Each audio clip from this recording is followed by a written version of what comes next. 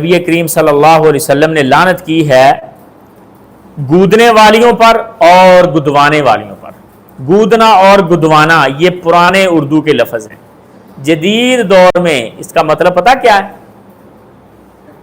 ہاں جی، ٹیٹو بنانا، ٹیٹو بنوانے والیوں پر اور بنانے والیوں پر۔ اصل میں یہ کام پہلے عورتیں کرتی تھی، ٹیٹو بناتی بھی عورتیں تھیں اور ٹیٹو بنواتی بھی عورتیں تھیں۔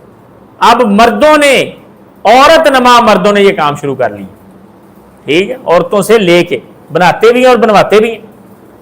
اللہ رب العزت کی لعنت ہے ٹیٹو بنانے والے مرد پر، ٹیٹو بنانے والی عورت پر اور ٹیٹو بنوانے والے مرد یا عورت پر لعنت ہے۔ یہ بات یاد رکھیں، لعنت حرام کام کی واضح دلیل ہوتی ہے۔ جہاں پر یہ آ جائے کہ اللہ کی لعنت ہے، کنفرم ہے کہ وہ حرام ہے، بلکہ حرام سے بھی اگلے درجے کا، لعنت والی بات بھی اس میں شامل ہوگی۔